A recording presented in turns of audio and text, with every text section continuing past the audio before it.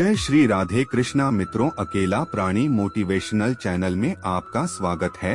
आज के वीडियो में हम जानेंगे कि इस दुनिया में श्री कृष्ण की दृष्टि में सबसे बड़ा पुण्य क्या है, सबसे बड़ा पाप क्या है, सबसे बड़ी सेवा क्या है और सबसे बड़ा तीर्थ किसे माना गया है। श्री कृष्ण की इस बात को जानने के लिए वीडियो को अंत तक पूरा देखें, तभी आप यह बात पूरी समझ पाएंगे।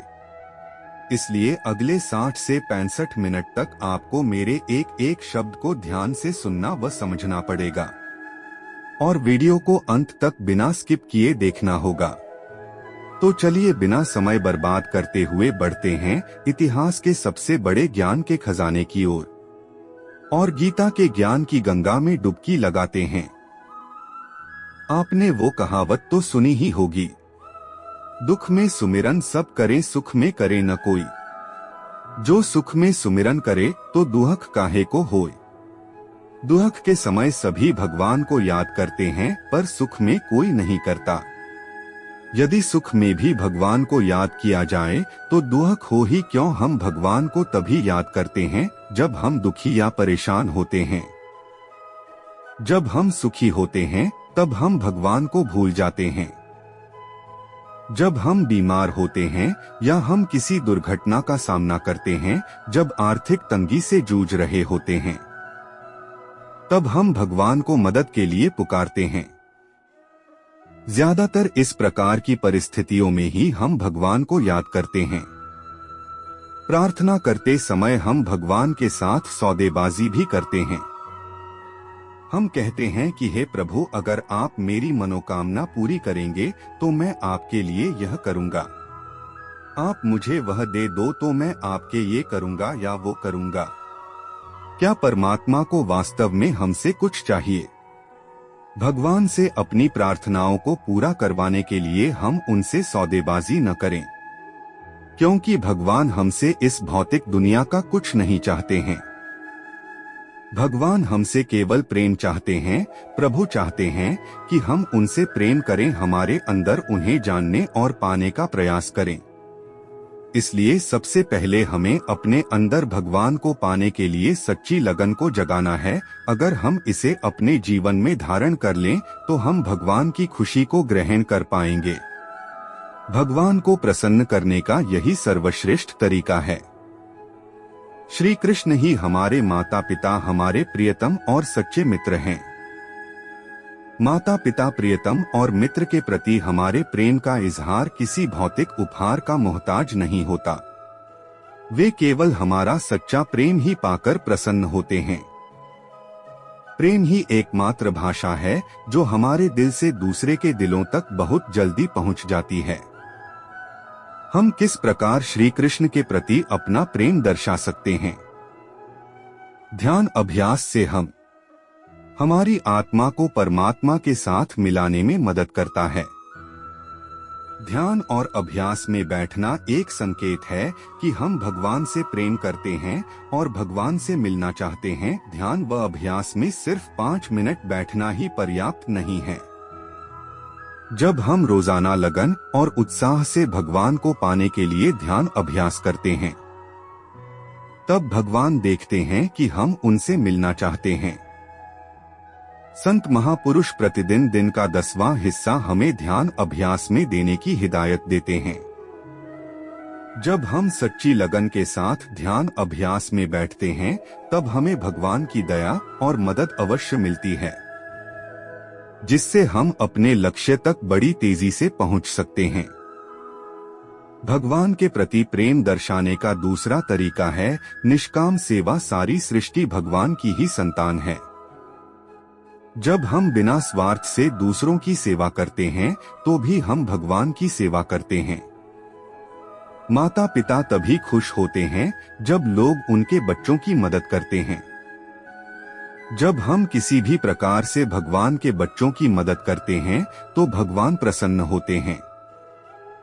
एक सबसे बड़ी चीज जो मनुष्य कर सकता है वह दूसरों की सेवा करना है, क्योंकि भगवान हमसे यही चाहते हैं। अगर हम अपने जीवन में इन गुणों को धारण करते हैं तो हम देखेंगे कि ऐसा करने से न सिर्फ हमारे जीवन में खुशियां आएंगी बल्कि इससे औरों का जीवन भी सुख व शांति से भरपूर होगा। और सबसे ज्यादा खुशी हमें इस बात की होगी कि हम वह कर रहे हैं जो भगवान हमसे चाहते हैं। अगर इस दुनिया में सबसे बड़े तीर्थ की बात करें तो गौ माता के चरणों में और माँ बाप के चरणों में सारे तीर्थ हैं और वही सबसे बड़े हैं। भारत में गाय को माँ कहा जाता है और उसकी पूजा की जाती है। पहली रोटी गौ माता को खिलाई जाती है। यहाँ तक कि हिंदू पुराणों में धर्म को गौ रूप में दर्शाया गया है। भगवान श्री कृष्ण ने तो खुद गाय की सेवा की और उनका निवास भी गौ लोक में ही माना जाता है। हर मनोकामना को पूरा करने वाली कामधेनु गाय ही है। इस तरह गाय को इतना महत्वपूर्ण और पूजनीय माने जाने के पीछे कई कारण हैं। लेकिन क्या आपने कभी ये सोचा है कि पशुओं में गाय को ही मां क्यों कहा गया है? गाय के साथ अन्य कोई रिश्ता क्यों नहीं जोड़ा गया? कई बार नवजात बच्चों को विभिन्न कारणवश मां का दूध उपलब्ध नहीं हो पाता है। ऐसे में उसे गाय का ही दूध पिलाया जाता है। गाय का दूध सुपाच्य होता है और यह बेहद पोषक होता है। गाय के दूध में 16 प्रकार के मिनरल्स होते हैं। आयुर्वेद के अनुसार भी मां के दूध के बाद बच्चे के लिए गाय का दूध ही सबसे ज्यादा फायदेमंद होता है। इस तरह गाय की मदद से ही बच्चे का पोषण होता है, इसलिए गाय को मां का दर्जा दिया गया।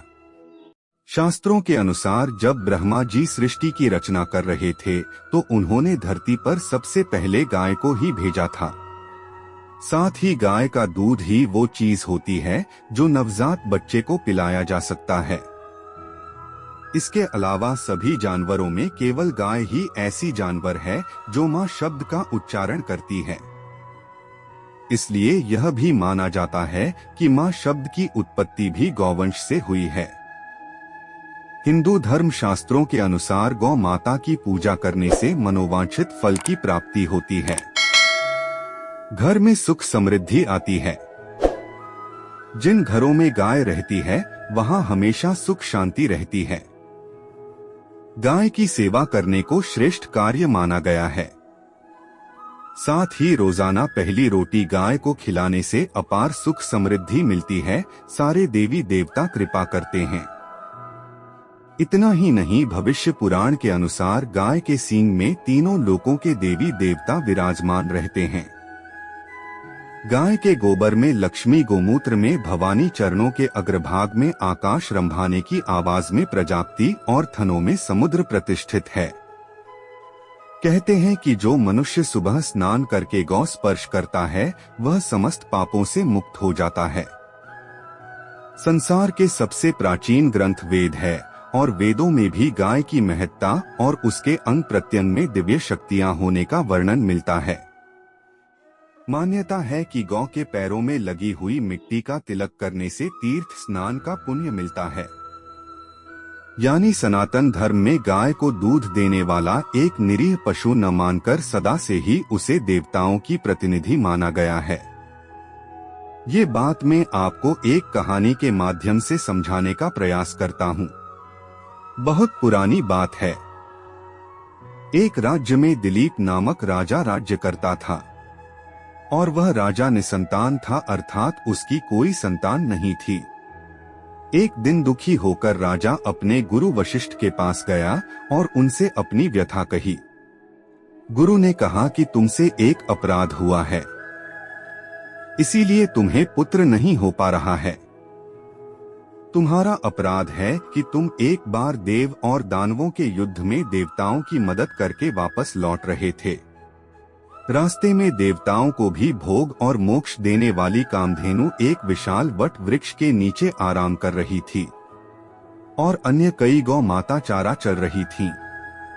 तब तुमने अपना विमान न रोककर कामधेनु माता एवं गौ माताओं को प्रणाम नहीं किया, जबकि रास्ते में कहीं भी गौवंश दिखे उनको राह देते हुए दाएं होकर प्रणाम करना चाहिए। यह बात तुम्हें भी गुरुजनों ने पूर्व में बताई थी। तुमसे यही गौ अपराध और गुरु आज्ञा का उल्लंघन हुआ है, इसीलिए तुम्हारे यहाँ पुत्र की प्राप्ति नहीं हो रही। सोचो, हम तो कभी गौ माता को प्रणाम नहीं करते, तो क्या हमारे पुत्र होंगे? आजकल पुत्र कहाँ पैदा हो रहे हैं, आज तो लड़के पैदा हो रहे हैं। राजा दिलीप गुरुजी के पास जाकर रोने लगे। गुरुजी, कोई तो उपाय होगा। गुरु वशिष्ठ ने कहा, जा यह नंदिनी गौमाता को ले जा और इस नंदनी गौमाता की संतुष्ट होते ही तुझे पुत्र रत्न की प्राप्ति हो सकती है। नंदिनी गौमाता ही कामधेनु गाय की पुत्री थी। अब तुम्हें पुत्र केवल गौमाता ही दे सकती हैं। राजा ने नंदिनी गौमाता की बहुत सेवा की। जब गौमाता चले तो राजा भी चलते थे। जब गौमाता खाए तभी राजा भी खाता थे। एक दिन गौमाता ने सोचा कि राजा की परीक्षा लेनी चाहिए। एक दिन जब राजा गौमाता को लेकर जंगल में गए, वहां गौमाता बहुत प्रसन्न लग रही थी और राजा भी प्रकृति का सौंदर्य निहार रहे थे। जैसे ही राजा की दृष्टि गौमाता से हटी, नंदिनी गौमाता पास में ही मौजूद एक गुफा में चली गई। उस गुफा में एक शेर रहता था। शेर ने गौमाता को पकड़ लिया और गौमाता करुण पुकार कर डकारने लगी और राजा से मदद की गुहार लगाने लगी। एक बात मैं आपको और बताता चलूं कि गुरु के आशीर्वाद से राजा चर व अचर सभी प्राणियों की भाषा समझ लेते थे। राजा ने शेर के ऊपर जैसे ही धनुष बाण से निशाना लगाने को हुआ, तभी उनका हाथ वहीं जकड़ गया। राजा निशक्त सा हो गया, क्योंकि यह सब खेल तो नंदनी गाय का ही था। गाय का एक रूप भगवती दुर्गा भी है। वही देव, दानव, यक्ष, किन्नर और मानवों को शक्ति प्रदान करती हैं। यहाँ तक कि भगवान शिव की पराशक्ति भी यह गौमाता ही है। जब हाथ जकड़ गया, राजा मुंह से ही चिल्लाए, मेरे गुरुजी की गौमाता को छोड़ दो और बदले में मुझे खा लो, मुझे कोई दुख नहीं होगा। हे सिंहराज, आपने नंदनी गाय को आघात पहुंचाया तो मुझे जीते जी भी मरा ही समझो। शेर ने कहा कि अरे तू तो एक राजा है, तू मुझे इस गाय को खाने दे और तू अपने गुरु वशिष्ठ जी को इस गाय के बदले दूसरी 1000 गाय दे देना, क्यों ऐसी बेवकूफी कर रहा है? राजा ने कहा, नहीं सिंहराज, आप इन गौमाता को छोड़ दें और मुझे खा लें, बस मैं और कुछ नहीं चाहता। राजा की बात सुनते ही गौमाता ने राजा से कहा कि पुत्र, मैं तुमसे प्रसन्न हूँ, मैं तो तुम्हारी परीक्षा ले रही थी। मित्रों, बस गौमाता हमसे इतना ही प्यार चाहती हैं। इतना कहकर गौमाता ने अपना समस्त वैभव राजा को दिखा दिया और राजा से कहा कि मांग, तू मुझसे क्या चाहता है? तब राजा ने गौमाता से कहा कि मुझे पुत्र चाहिए। और गौ माता की कृपा से राजा के यहाँ पुत्र पैदा हुआ, जिसका नाम रघु रखा गया, जिनके नाम पर ही आगे रघुवंश प्रारंभ हुआ। इसी रघुवंश में आगे जाकर स्वयं भगवान राम के रूप में नारायण प्रकट हुए। तो मित्रों, इस प्रकार हमें गौमाता की हमेशा सेवा करनी चाहिए और कभी भी उसका अपमान नहीं करना चाहिए। और जब भी हमारे दरवाजे पर गौमाता आए तो उसे रोटी जरूर देनी चाहिए, क्योंकि वह आपके दरवाजे पर आपसे रोटी ही तो लेने आती हैं। कहा जाता है कि गाय और माता पिता की श्रद्धा और समर्पण भाव से सेवा समस्त तीर्थों के समान है। कहा जाता है कि माता पिता की सेवा से ही पुत्र या पुत्री का जीवन यश, कीर्ति व पुण्यशाली होता है। कहा जाता है कि यदि गंगा स्नान नहीं कर सकते और मंदिर दर्शन नहीं कर सकते, वो तीर्थ नहीं कर सकते, तो कोई बात नहीं है। पर यदि आपने अपने माता पिता की पूरी श्रद्धा और समर्पण के साथ सेवा की है तो उसे समस्त तीर्थों व गंगा स्नान का लाभ मिल जाता है। इसलिए हर व्यक्ति को अपने माता पिता की सेवा से विमुख नहीं होना चाहिए। माता पिता का अनादर नहीं करना चाहिए और उनके हर आदेश का पालन करना चाहिए। जो व्यक्ति अपने वृद्ध रोगी माता पिता की सेवा नहीं करता और उनके आदेश का पालन नहीं करता एवं उनका अपमान करता है, तो उसे नर्क का भागी होना पड़ता है। और ऐसे मनुष्यों को नीच योनियों में जन्म लेना पड़ता है। माता पिता की सेवा से ही भगवान की सेवा हो जाती है। एक पुत्र के लिए अपने माता पिता की सेवा ही समस्त तीर्थ, ईश्वर की भक्ति व सेवा तथा पूजा पाठ से कहीं अधिक बढ़कर है। हमें अपने माता पिता की कभी भी निंदा नहीं करनी चाहिए और उन्हें सदैव प्रणाम करना चाहिए। माता पिता की सेवा करना हर संतान का प्रथम फर्ज है। जो लोग अपने माता पिता का आदर और सम्मान करते हैं, उनकी हर छोटी बड़ी जरूरतों का ध्यान रखते हैं, ऐसे लोग सभी के प्रिय और देवताओं का आशीर्वाद प्राप्त करते हैं। अगर कोई 4 धाम का दर्शन करके आ जाए मगर माता पिता की सेवा नहीं करता है, तो उसका 4 धाम की यात्रा करना व्यर्थ है, क्योंकि माता पिता में भगवान वास करते हैं। जिसने माता पिता की सेवा की, उसने भगवान की सेवा की। माता के चरणों में स्वर्ग का सुख है। अगर मनुष्य को स्वर्ग तलाशना है तो वह माता के चरणों में उसे खोजे। किसी भी कीमत पर माता पिता को दुखी करने वाला मनुष्य सुखी नहीं रह सकता है। इस दुनिया में अगर सुखी रहना है तो माता पिता की सेवा करनी होगी।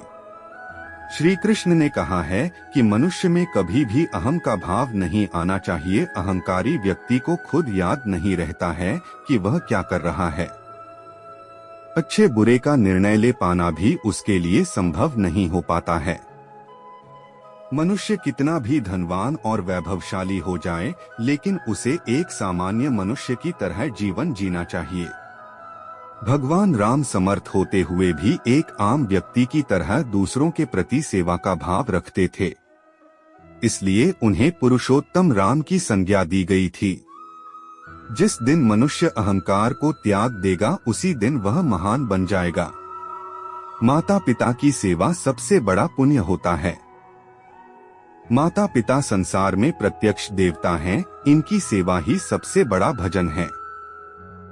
आप भजन न करें, मंदिर न जाएं, कथा न सुने तो कोई बात नहीं, परंतु यदि आप अपने माता पिता की सेवा नहीं करते हैं तो ये नहीं चलेगा। जो व्यक्ति अपने माता पिता को कष्ट देता है, वह जीवन में कभी सुखी नहीं रह सकता। माता पिता की आंखों से जीवन में सिर्फ 2 ही बार आंसू निकलते हैं। एक जब बेटी घर छोड़कर जाती है तब, और दूसरा जब बेटा मुख मोड़ता है तब। भगवान राम ने भी कहा है कि वही पुत्र भाग्यवान होता है जो माता पिता के वचनों को मानता है। ऐसे व्यक्ति की मुट्ठी में पुण्य के 4 पदार्थ होते हैं, अर्थ, धर्म, काम और मोक्ष। जिन माता पिता के लिए बेटा प्राणों से प्रिय होता है, वह बेटे के लिए कितने भी कष्ट सहन करते हैं। कितनी भी सर्दी पड़ रही हो, बालक यदि बिस्तर गीला लेता है तो माँ उसे सूखे में लिटाकर खुद रात भर गीले बिस्तर में लेटी रहती है। और एक माता के कितने भी बच्चे हों, उनका पालन पोषण करने में उसे कभी कोई कष्ट नहीं होता है। पर विडंबना तो यह है कि जब माता पिता वृद्ध हो जाते हैं, तब 10 पुत्र भी मिलकर अपने माता पिता को सुखी नहीं रख पाते और अपने माता पिता का ही बंटवारा कर लेते हैं। माँ को किसी और बेटे के पास रहना पड़ता है और पिता को किसी और बेटे के पास। कहा जाता है कि घर को घर नहीं कहते, बल्कि स्त्री का नाम ही घर है। स्त्री अगर चाहे तो अपने घर को बैकुंठ बना दे। बालक की प्रथम गुरु माँ होती है। माताएं कभी यह न सोचें कि मेरा बच्चा जब तक स्कूल में रहता है तभी तक पढ़ाई करता है। बच्चा देखता है मेरी माँ क्या कर रही है, पिता क्या कर रहा है। इसलिए बच्चों के सामने कभी अनुचित शब्दों का प्रयोग नहीं करना चाहिए। अपने बच्चों को अच्छे संस्कार देना चाहिए। माता पिता की सेवा न करने वाला व्यक्ति चाहे कितने ही तीर्थ दान पुण्य कर ले, वह फल प्राप्त नहीं कर सकता।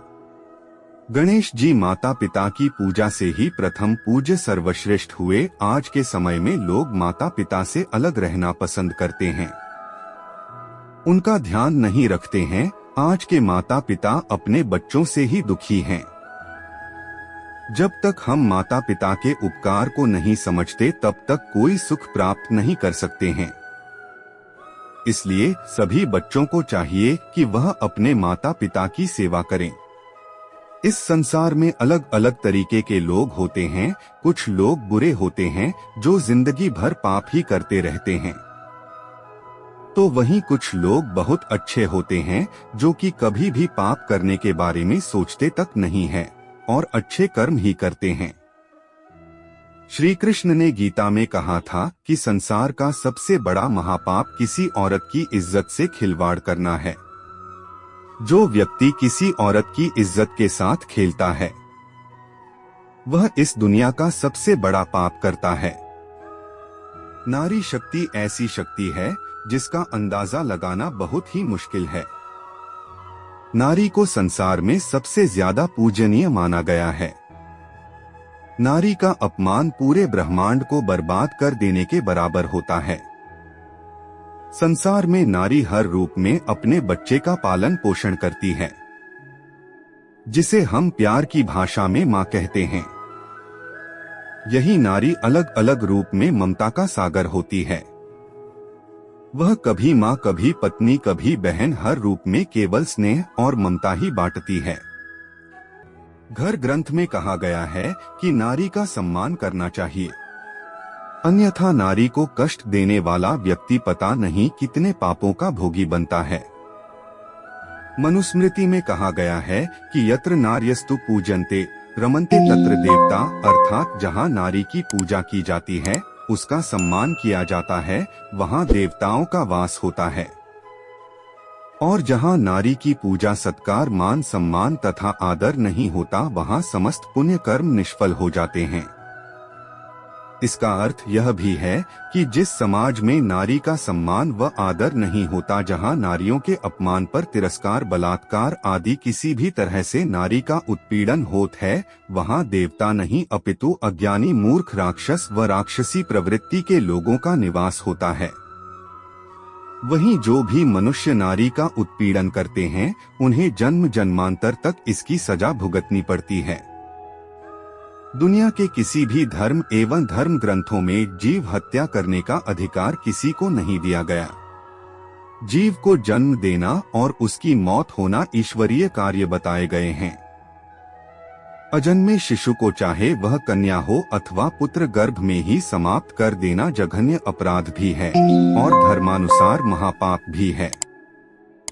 धर्म ग्रंथों के अनुसार महाभारत काल में योगी राज कृष्ण ने अमृत को प्राप्त करने वाले गुरु द्रोण के पुत्र अश्वत्थामा को भ्रूण हत्या के प्रयास दंड देते हुए उसकी अमूल्य धरोहर मणि छीन ली थी, जिसके अभाव में अश्वत्थामा शक्ति विहीन हो गया था। आपको बताते चलें कि अभिमन्यु की पत्नी उत्तरा के गर्भ में पल रहे शिशु को मारने के लिए अश्वत्थामा ने ब्रह्मास्त्र चलाया था। तब उसकी रक्षा के लिए स्वयं भगवान कृष्ण ने उत्तरा के गर्भ में प्रवेश कर भ्रूण की रक्षा की थी। यही कारण है धर्म ग्रंथों में जीव अथवा भ्रूण हत्या को महापाप बताया गया है। धर्म ग्रंथों के अनुसार नारी को शक्ति का स्वरूप माना गया है। इसके लिए हर युग में महापुरुषों ने उसकी पूजा की है। नारी ने अपने गर्भ से महापुरुषों के साथ साथ ईश्वरीय शक्ति को भी जन्म दिया है। यही कारण कि नारी को जगत जननी एवं सृष्टि निर्माता भी कहा गया है और सृष्टि को समाप्त करने का अधिकार पृथ्वी लोक वासियों को किसी भी धर्म ग्रंथ ने नहीं दिया है। यही कारण है कि भ्रूण हत्या पाप ही नहीं महापाप भी है। इस पाप के लिए पापी को 100 जन्मों तक नरक के कष्टों को भोगना पड़ता है। देखा जाए तो महाभारत के युद्ध में एक से एक पाप हुए, लेकिन क्या अश्वत्थामा का पाप इतना बड़ा था कि भगवान श्री कृष्ण ने उसने श्राप दे दिया था। रामायण के मुकाबले जितना छल और पाप महाभारत में हुए थे, उसकी गिनती ही नहीं की जा सकती। दोनों तरफ से छल हुए, दोनों तरफ से मरने वालों की गिनती असंख्य रही, लेकिन जितने भी लोगों की रणभूमि में मृत्यु हुई, दुर्योधन, दुशासन जैसे पापी और अधर्मी भी या तो जंग में मरे या फिर जंग में लगी चोटों के कारण श्री कृष्ण ने कभी भी पांडवों को अपने हाथों से बचाने की कोशिश नहीं की। श्री कृष्ण ने कई ऐसे निर्णय तक लिए जो धर्म के अनुकूल नहीं थे। श्री कृष्ण अपने संपूर्ण ईश्वर के रूप में थे। इसलिए वह जानते थे कि बिना छल के पांडवों अर्थात धर्म की जीत असंभव है। लेकिन यह जो कुछ भी हुआ सब रणभूमि में हुआ, इसलिए इन पर बात करना व्यर्थ है। अब बात करते हैं कि भगवान श्री कृष्ण ने अश्वत्थामा को श्राप क्यों दिया। इसके लिए आपको जानना होगा कि अश्वत्थामा ने आखिर क्या पाप किया था। जब महाभारत का युद्ध खत्म हो चुका था तो दुर्योधन घायल अवस्था में एक जगह लेटा हुआ था। उसके भीतर प्रतिशोध की ज्वाला अभी भी धधक रही थी। तभी दुर्योधन के पास अश्वत्थामा पहुंच गया। अश्वत्थामा जानता था कि दुर्योधन की कुछ ही सांसें शेष बची हैं। दुर्योधन ने अश्वत्थामा से कहा कि वह मरने से पहले पांडवों की मृत्यु देखना चाहता है। अश्वत्थामा दुर्योधन का बहुत घनिष्ठ मित्र था, बिल्कुल कर्ण की तरह। अश्वत्थामा ने दुर्योधन को वचन दिया कि वह पांचों पांडवों का अंत कर देगा। यह बोलकर अश्वत्थामा पांडवों के कक्ष की ओर चुपके से चला गया। जब पांडवों के कक्ष में गया तो देखा कि पांचों पांडव सो रहे थे। क्योंकि रात का समय था इसलिए किसी का चेहरा नहीं दिख रहा था। अश्वत्थामा ने उनकी गहरी निद्रा का फायदा उठाते हुए सभी को मार दिया। इसके अलावा शिखंडी और धृष्टद्युम्न की भी छल से हत्या कर देता है। इसके बाद वह दुर्योधन को जाकर बताता है कि उसने प्रतिशोध ले लिया है। जैसे ही दुर्योधन यह सब सुनता है तो प्रसन्नता से ही उसकी मृत्यु हो जाती है। इसके बाद जब सभी पांडवों को यह बात पता चलती है तो क्रोधित होकर उसके पीछे चल पड़ते हैं। पांडवों को अपने पीछे आता देख मृत्यु के भय से अश्वत्थामा पांडवों के ऊपर ब्रह्मास्त्र चला देता है, जिसे रोकने के लिए अर्जुन को भी ब्रह्मास्त्र चलाना पड़ता है। श्री वेदव्यास जी के रोकने पर अर्जुन तो अपना ब्रह्मास्त्र वापस ले लेता है, किंतु अश्वत्थामा अपने ब्रह्मास्त्र की दिशा अभिमन्यु की पत्नी उत्तरा के गर्भ को ओर मोड़ देता है। यह देखकर भगवान श्री कृष्ण क्रोधित हो जाते हैं और सुदर्शन चक्र चलाकर अश्वत्थामा के माथे की मणि निकाल लेते हैं और उसको श्राप देते हैं। श्री कृष्ण के श्राप अनुसार अश्वत्थामा की मृत्यु कभी नहीं होगी। उसके शरीर में जख्मों से भर आएंगे जिनकी पीड़ा असहनीय होगी। हर जख्म से मवाद निकलता रहेगा। अश्वत्थामा की सबसे बड़ी गलती यह थी कि पांडव पुत्रों की हत्या के बाद भी उसे गलती का एहसास नहीं हुआ। उसने क्षमा मांगने की बजाय ब्रह्मास्त्र को अभिमन्यु की पत्नी उत्तरा के गर्भ की ओर मोड़ दिया। उत्तरा के पेट में अभी बच्चे का भ्रूण ही था। इस तरह वह पाप का भागीदार बन गया था। श्री कृष्ण का श्राप एक तरह से चेतावनी थी भविष्य के लोगों के लिए। जो भ्रूण हत्या करेगा उससे बड़ा पापी दुनिया में कोई और न होगा। अश्वत्थामा ने जो कार्य किया उसमें तो वीरता थी और न ही किसी प्रकार की कर्तव्य परायणता। उसने पाप किया था जिसकी सजा मिलना जरूरी था। उसे मिला श्राप लोगों को याद दिलाता रहेगा कि अधर्म को युगों तक दुख भोगना ही पड़ेगा। अहंकार मनुष्य को हमेशा विनाश की ओर ले जाता है, जबकि सहज एवं विनम्र मनुष्य हमेशा विकास की ओर बढ़ता है। उन्होंने कहा कि दीन दुखियों की सेवा करके हम कई जन्म का पुण्य प्राप्त कर सकते हैं।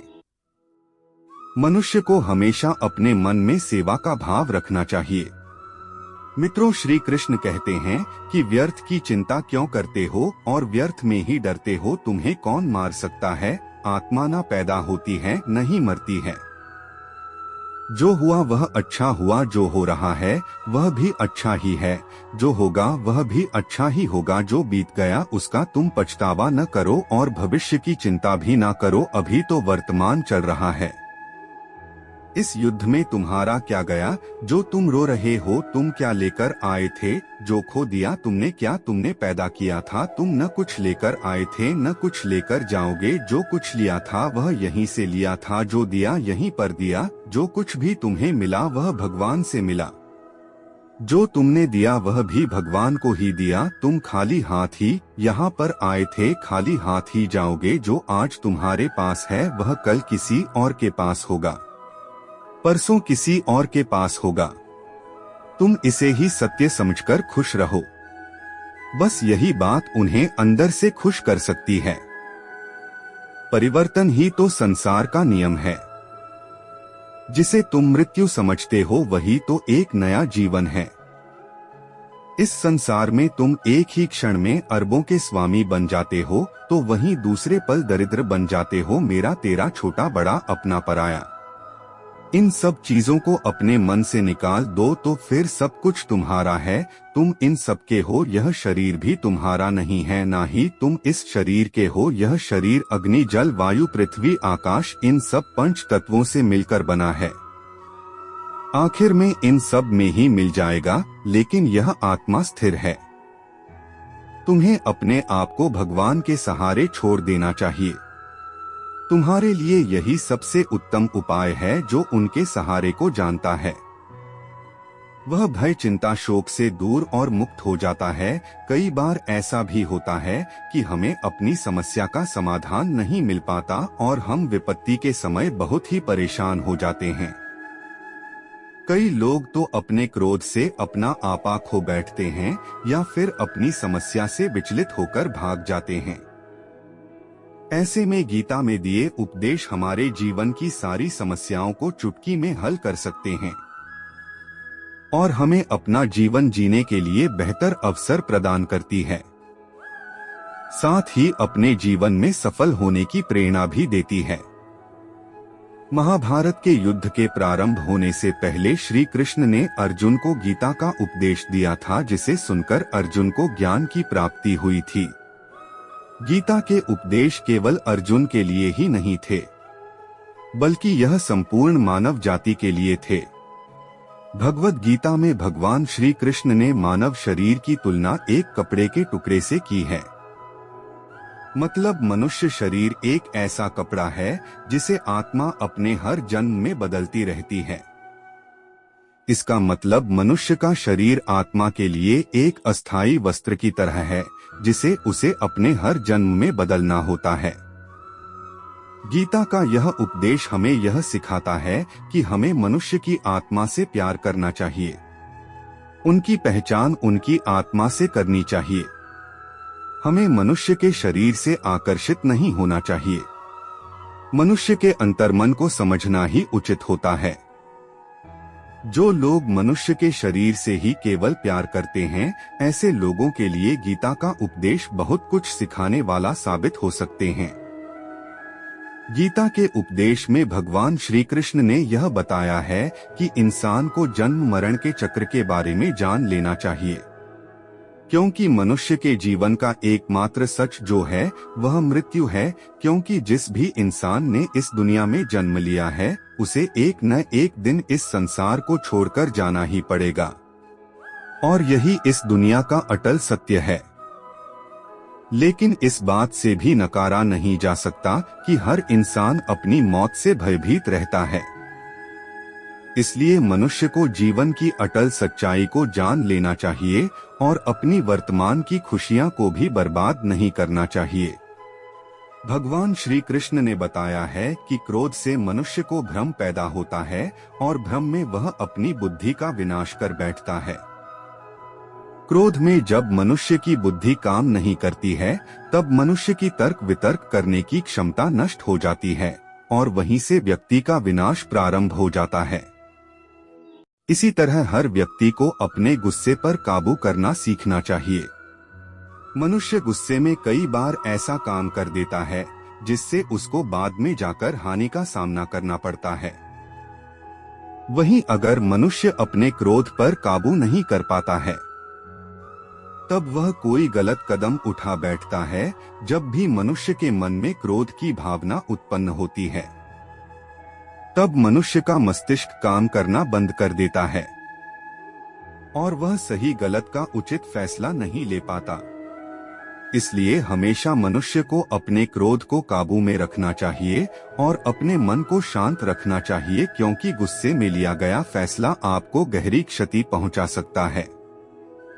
भगवान श्री कृष्ण ने गीता में यह बताया है कि कोई भी व्यक्ति अपने कर्मों को नहीं त्याग सकता, जिसका मतलब व्यक्ति साधारण समझ के साथ अपने कर्मों में तो लगे रहते हैं, उन्हें अपने कर्म से हटना या त्यागना नहीं चाहिए। वहीं अगर मनुष्य अपने कर्मों से पीछा छुड़ा ले या अपने कर्म करना बंद कर दे तब वह अपने रास्ते से भटक जाता है। संसार का नियम है जिसके मुताबिक मनुष्य को अपने कर्मों को करते रहना होगा। जो व्यक्ति अपने कर्मों से बचना चाहता है वह अपने कर्म को करना बंद कर देता है। ऐसी परिस्थिति में वह मनुष्य चिंता में डूब जाता है। अर्थात जिस व्यक्ति का स्वभाव होता है वह उसी के मुताबिक अपने कर्मों को करता है। गीता में मनुष्य के देखने के नजरिए के बारे में भी कुछ बातें बताई गई है। गीता में लिखा है, जो व्यक्ति ज्ञान को और कर्मों को एक रूप से देखता है उस व्यक्ति का नजरिया सही है। अज्ञानी पुरुष के पास ज्ञान नहीं होता, इसी वजह से वह हर किसी भी चीज को गलत नजर से ही देखते हैं। गीता में ऐसे मनुष्य के बारे में भी बताया गया है जो मनुष्य अपने को मन को काबू में नहीं रख पाते। ऐसे लोगों का मन इधर से उधर भटकता रहता है। ऐसे मनुष्य का मन उनके लिए शत्रु के समान काम करता है, क्योंकि मन व्यक्ति के मस्तिष्क पर बहुत गहरा प्रभाव डालता है। जब मनुष्य का मन स्थिर रहता है तो वह व्यक्ति भी सही तरीके से अपना काम करता है।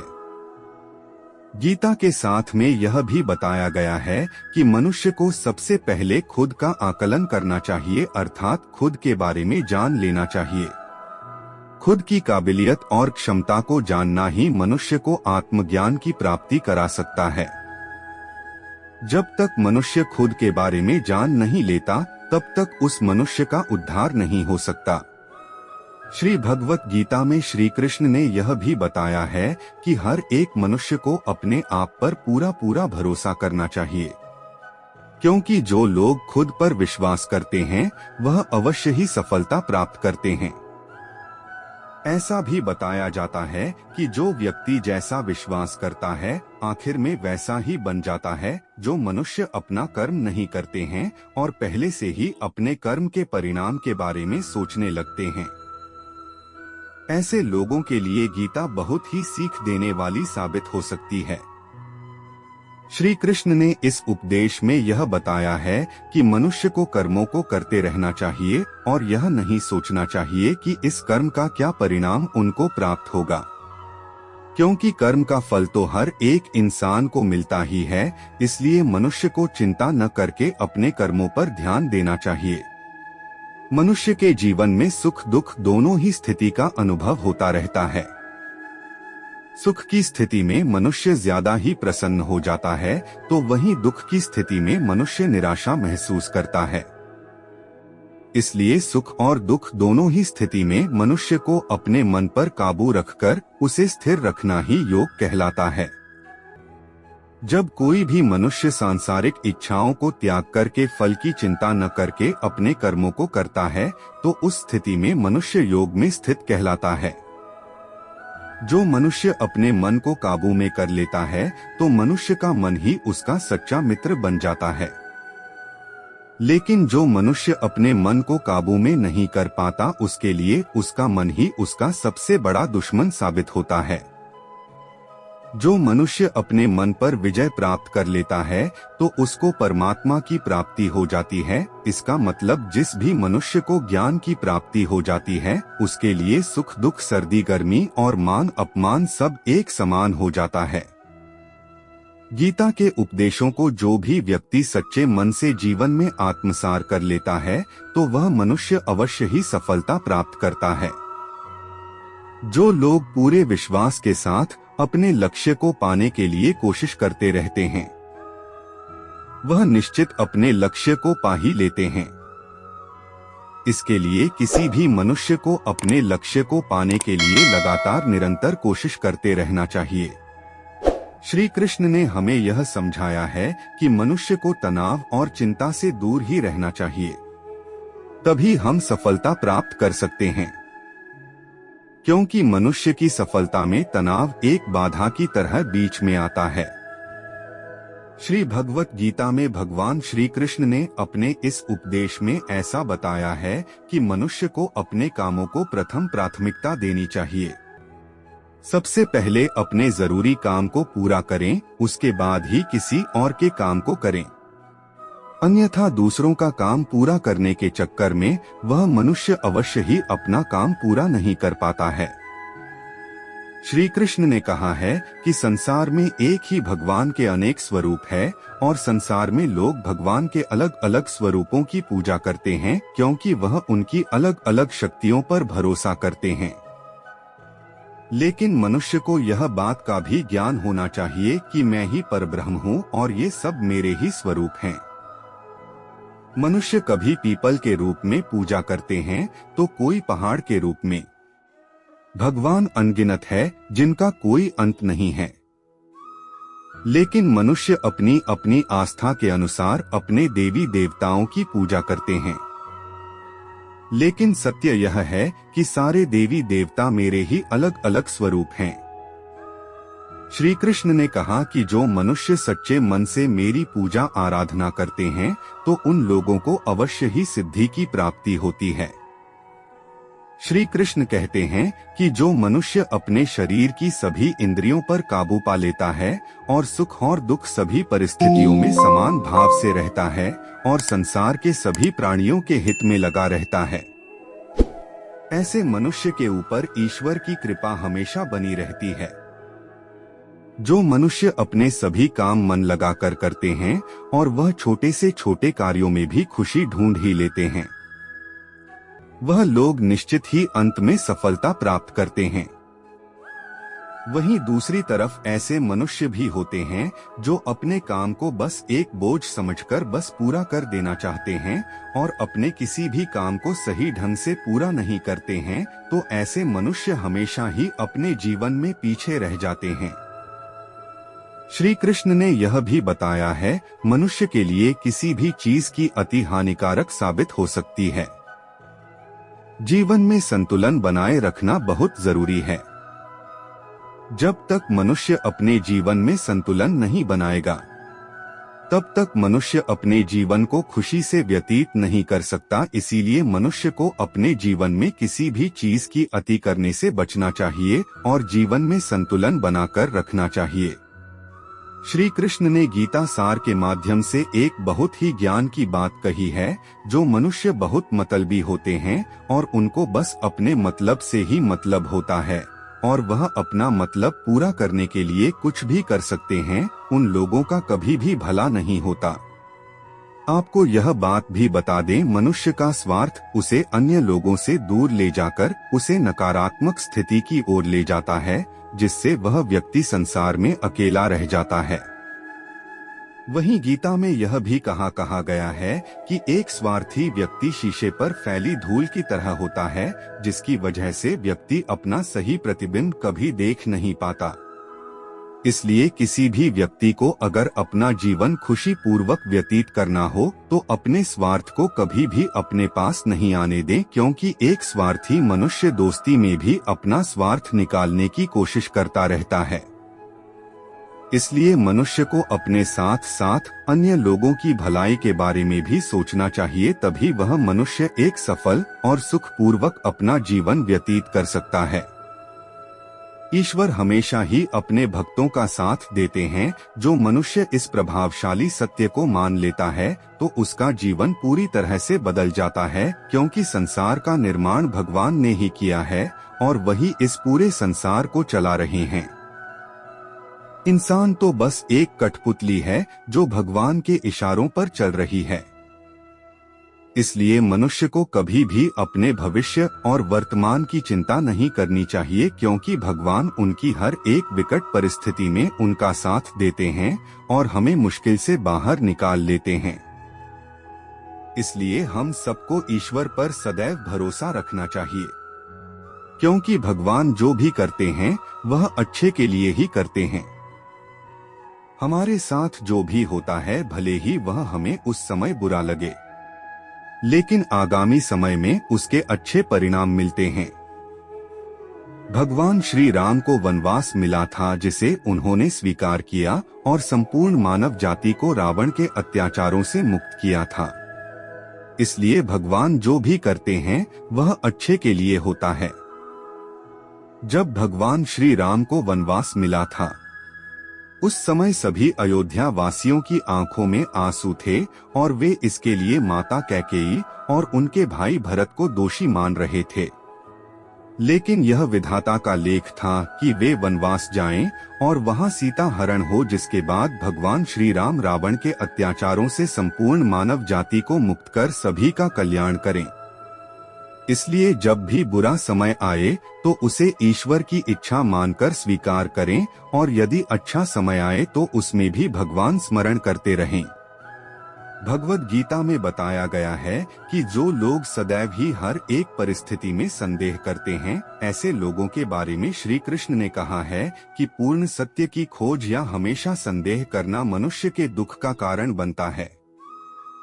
शक करना एक ऐसी आदत है जो मजबूत से मजबूत रिश्ते को भी खतरे में डाल देती है। वहीं जिज्ञासा होना एक अलग बात है, लेकिन पूरी तरह से सत्य की खोज या फिर संदेह करना उसको दुख प्रदान करता है। और शक करने वाले इंसान के पास अंत में पछतावे के अलावा कुछ भी नहीं रहता है। वासुदेव श्री कृष्ण के अनुसार छल कपट ही मनुष्य जीवन का सबसे बड़ा पाप कर्म है। श्री कृष्ण कहते हैं, व्यक्ति काम, लोभ और क्रोध के वश में होकर पाप कर्म करता है। जीव हत्या सबसे बड़ा पाप है, अनावश्यक हरे पेड़ों को काटना भी पाप है। श्री कृष्ण कहते हैं, मनुष्य जिस भावना से अपना कर्म करता है उसी के हिसाब से वह पाप और पुण्य में बदलता है। वैसे तो हम सभी यह जानते हैं कि ऐसा कोई भी कार्य जो किसी को दुख या कष्ट पहुंचाने के उद्देश्य से किया जा रहा हो, जो अनुचित हो, वह पाप की श्रेणी में आता है। वहीं दूसरी तरफ अगर किसी कार्य का उद्देश्य किसी का हित करना हो, किसी की भलाई करना हो या किसी जरूरतमंद की सहायता करना, तो उसे पुण्य कहा जा सकता है।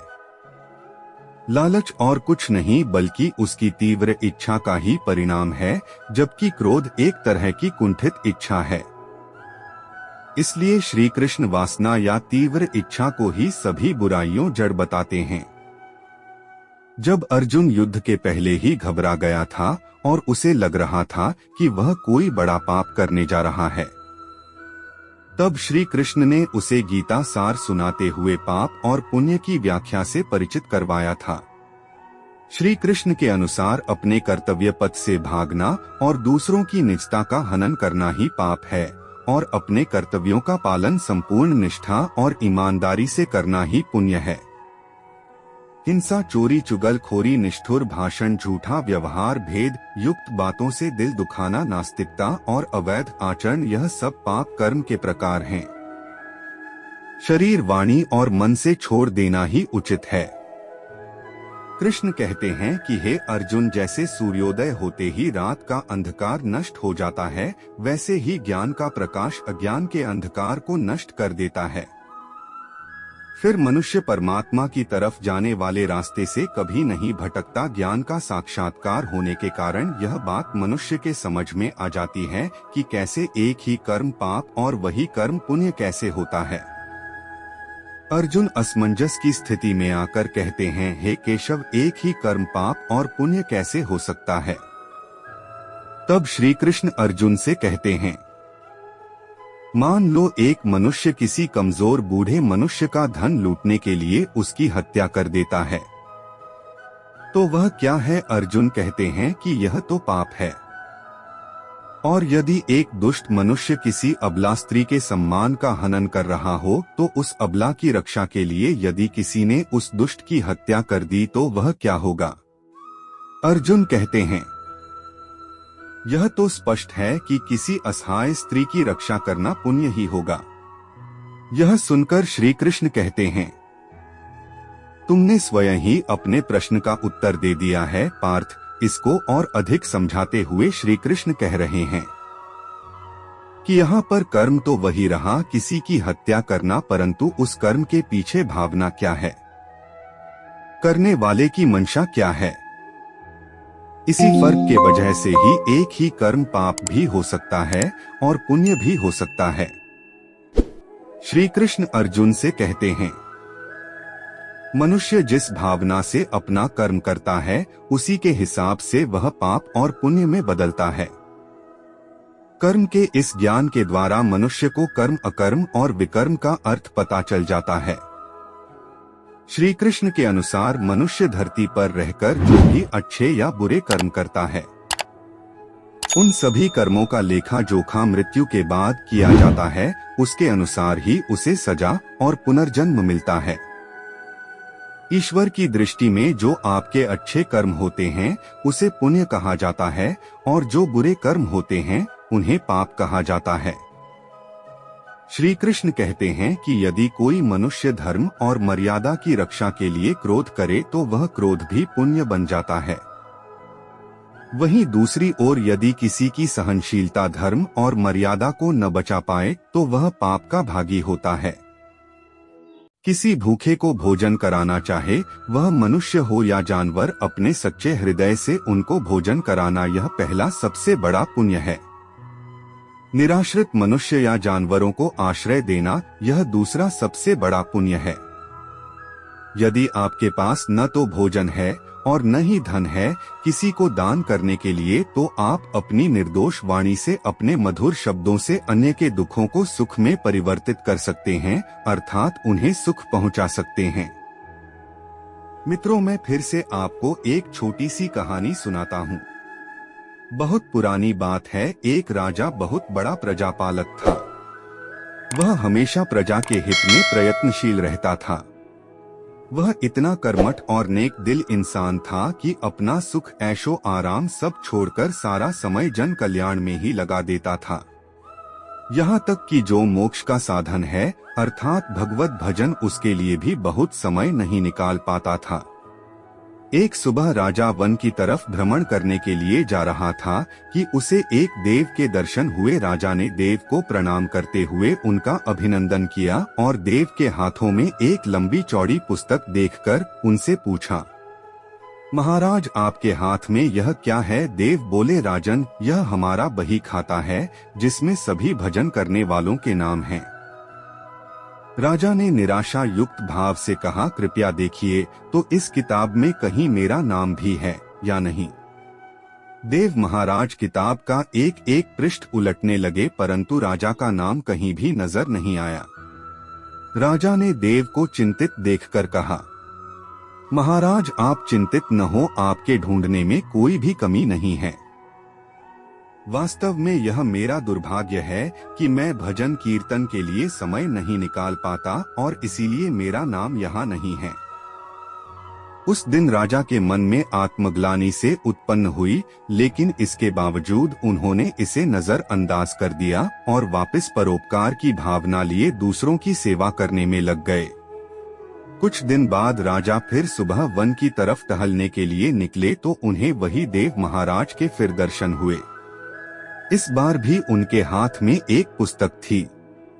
इस पुस्तक के रंग और आकार में बहुत भेद था और यह पहली वाली से काफी छोटी भी थी। राजा ने फिर उन्हें प्रणाम करते हुए पूछा, महाराज, आज कौन सा बही खाता अपने हाथों में लिया हुआ है? देव ने कहा, राजन, आज के बही खाते में उन लोगों का नाम लिखा है जो ईश्वर को सबसे अधिक प्रिय है। राजा ने कहा, कितने भाग्यशाली होंगे वे लोग, निश्चित ही वे दिन रात भगवत भजन में लीन रहते होंगे। क्या इस पुस्तक में कोई मेरे राज्य का भी नागरिक है? देव महाराज ने बही खाता खोला और ये क्या, पहले पन्ने पर पहला नाम राजा का ही था। राजा ने आश्चर्यचकित होकर पूछा, महाराज, मेरा नाम इसमें कैसे लिखा हुआ है? मैं तो मंदिर भी कभी कभार ही जाता हूँ। देव ने कहा, राजन, इसमें आश्चर्य की क्या बात है? जो लोग निष्काम होकर संसार की सेवा करते हैं, जो लोग संसार की भलाई में अपना जीवन अर्पण करते हैं, जो लोग मुक्ति का लोभ भी त्याग कर प्रभु के निर्बल संतानों की सेवा सहायता में अपना योगदान देते हैं, उन त्यागी महापुरुषों का भजन स्वयं ईश्वर करता है। राजन, तुम अब पछताओ मत। तुम पूजा पाठ नहीं करते पर लोगों की सेवा तो करते हो और यही भगवान की असली पूजा है। परोपकार और निस्वार्थ लोक सेवक किसी भी उपासना से बहुत ज्यादा है। कर्म करते हुए 100 वर्ष जीने की इच्छा करो तो कर्म में लिप्त हो जाओगे। राजन, भगवान दीन दयालु हैं, उन्हें खुशामद नहीं भाती है बल्कि आचरण भाता है। सच्ची भक्ति तो यही है कि परोपकार करो, दीन दुखियों का हित साधन करो। अनाथ, विधवा, किसान व निर्धन आज अत्याचारियों से सताए जाते हैं, इनकी यथाशक्ति सहायता और सेवा करो और यही परम भक्ति है। राजा को आज देव के माध्यम से बहुत बड़ा ज्ञान मिल चुका था और अब राजा भी समझ गया कि परोपकार से बड़ा कुछ भी नहीं और जो परोपकार करते हैं वही भगवान के सबसे प्रिय होते हैं। मित्रों, जो व्यक्ति निस्वार्थ भाव से लोगों की सेवा करने के लिए आगे आते हैं, परमात्मा हर समय उनके कल्याण के लिए यत्न करता है। हमारे पूर्वजों ने कहा भी है, दूसरों के लिए जीना, दूसरों की सेवा को ही पूजा समझकर कर्म करना, परोपकार के लिए अपने जीवन को सार्थक बनाना ही सबसे बड़ा पुण्य है। और जब आप भी ऐसा करेंगे तो स्वतः ही आप वह ईश्वर के प्रिय भक्तों में शामिल हो जाएंगे। मित्रों, मैं आपको एक छोटी सी कहानी और सुनाता हूँ।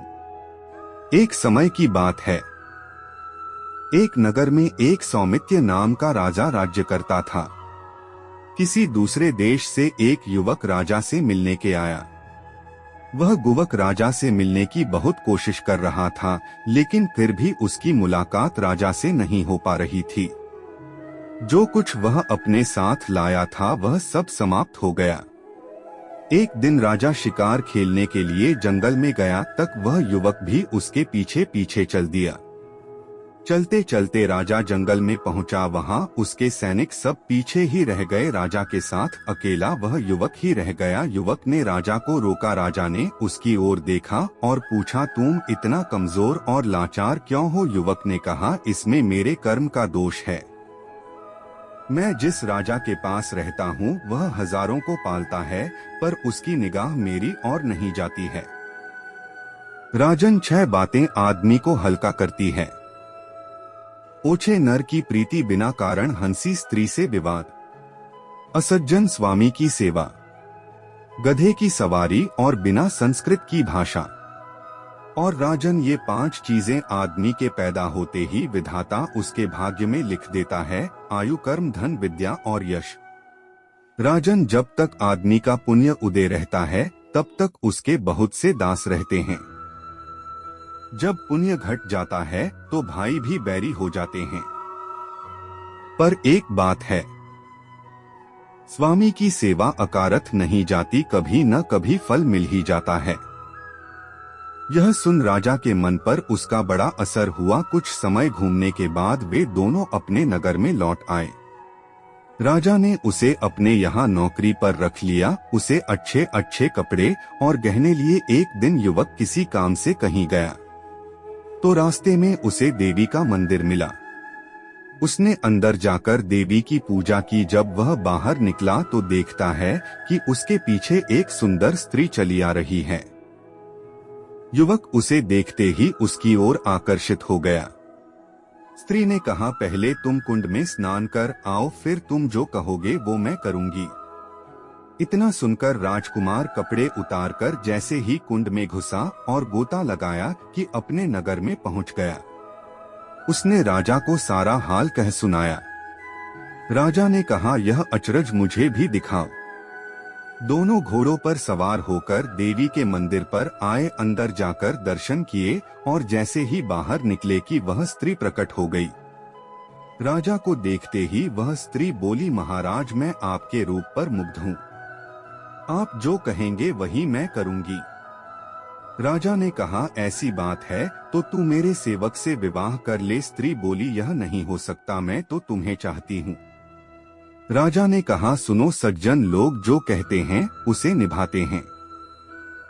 तुम अपने वचन का पालन करो। इसके बाद राजा ने उसका विवाह अपने सेवक से करा दिया। तभी उनके नगर में एक साधु महाराज आए। उन्होंने राजा से पूछा, हे राजन, यह बताओ कि राजा और सेवक दोनों में से किसका काम बड़ा हुआ? राजा ने कहा, नौकर का। साधु ने पूछा, कैसे? राजा बोला, उपकार करना राजा का तो धर्म ही था, इसलिए उसके उपकार करने में कोई खास बात नहीं। लेकिन जिसका धर्म नहीं था उसने उपकार किया तो उसका काम बड़ा हुआ। मित्रों, मैं आपको राम नाम की महिमा की 2 कहानियां सुनाता हूँ।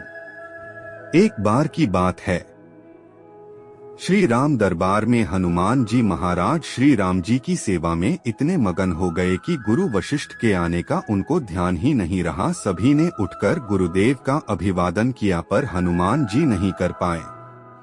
वशिष्ठ जी ने श्री राम जी से कहा कि राम, तुम्हारे गुरु का भरे दरबार में अभिवादन नहीं का अपमान करने पर क्या सजा होनी चाहिए। श्री राम जी ने कहा, गुरुवर आप ही बताएं। वशिष्ठ जी ने कहा, मृत्युदंड। श्री राम जी ने कहा, स्वीकार है। तब श्री राम जी ने पूछा कि गुरुदेव आप बताएं कि यह अपराध किसने किया है। गुरुदेव बोले कि राम बता तो दूंगा, पर वो तुम्हारा इतना प्रिय है कि तुम अपने आप को तो सजा दे दोगे पर उसको नहीं दे पाओगे। श्री राम जी ने कहा, गुरुदेव राम के लिए सब समान है। गुरुदेव बोले, नहीं राम, मुझे तुम्हारे ऊपर पर संशय नहीं है, पर मुझे दंड के परिपूर्ण होने पर संशय है।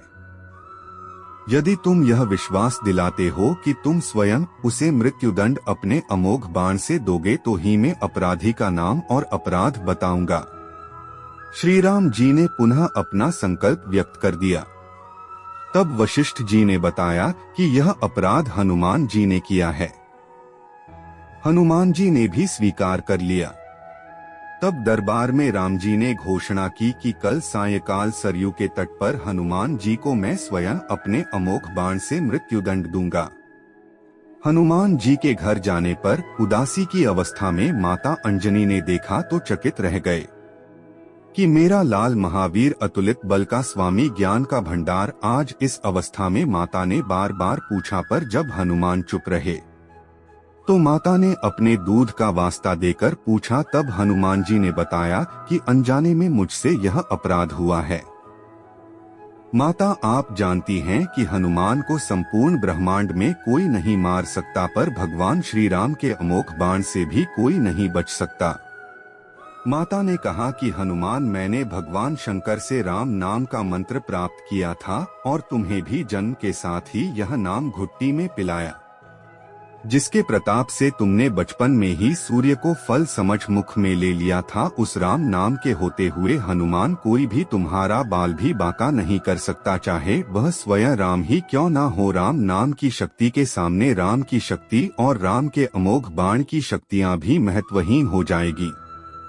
जाओ मेरे लाल, अभी से ही सरयू तट पर जाकर राम नाम का उच्चारण करना आरंभ कर दो। माता के चरण छूकर हनुमान जी सरयू किनारे राम राम राम राम रटने लगे।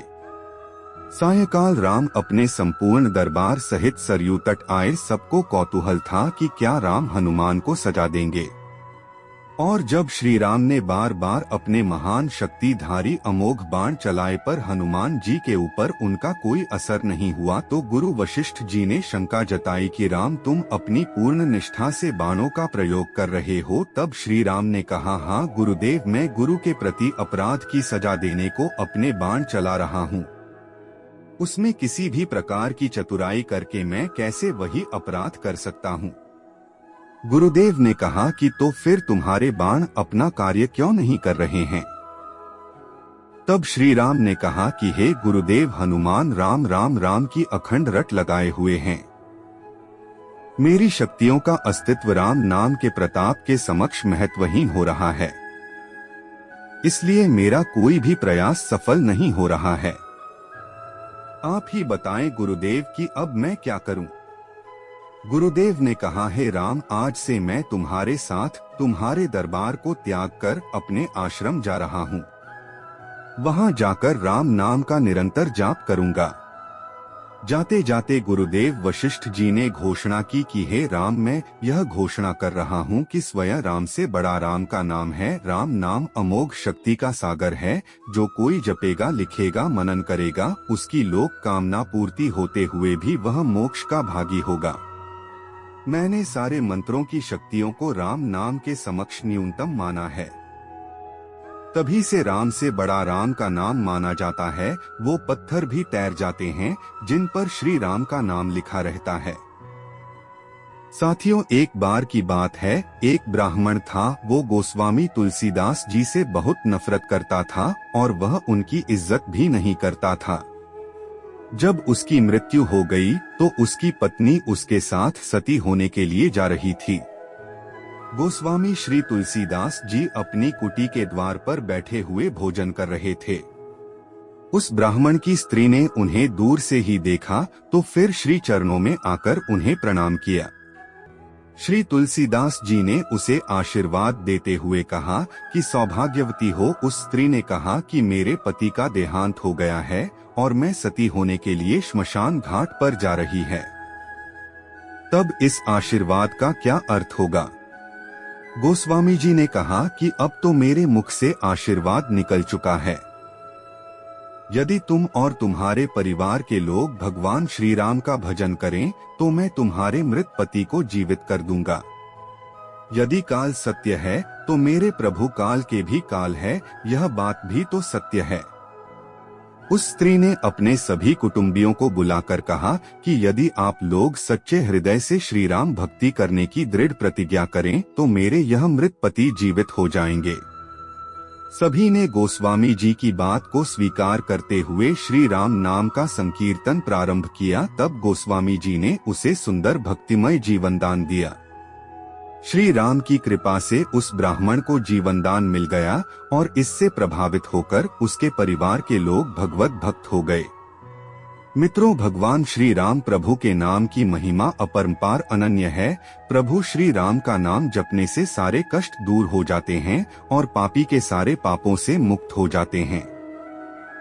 प्रिय मित्रों, आपने हमें बहुत प्यार दिया और अपना यह प्यार हमेशा बनाए रखें और अपने जीवन में ऐसा ही ज्ञान अर्जित करते रहें। यही ज्ञान आपको जीवन में सफल बना सकता है। जो मनुष्य इस ज्ञान को सुनेगा, समझेगा और अपने जीवन में उतारेगा, उस मनुष्य के जीवन में कितना भी दुख क्यों न आए, वह उसे हंसते हंसते पार कर देगा। सभी साथी प्रेम से कमेंट बॉक्स जय श्री राम अवश्य लिख दें। साथियों, इस वीडियो में बस इतना ही। मिलते हैं अगले वीडियो में। साथियों, अगर आपको जानकारी पसंद आई हो तो कमेंट में जय श्री कृष्णा जय श्री राम अवश्य लिख दें। आपके कमेंट्स हमारा मनोबल बढ़ाते हैं। साथियों, अगर आपको वीडियो पसंद आई हो तो वीडियो को लाइक, कमेंट व शेयर जरूर करें और हमारे चैनल को सब्सक्राइब करना ना भूलें। हम आपको ऐसी ही रोचक एवं प्रेरणादायक जानकारियां देते रहेंगे। आप हमेशा खुश रहें, स्वस्थ रहें व मस्त रहें, यही भगवान से प्रार्थना है। जय जय श्री राधे, जय जय श्री कृष्णा।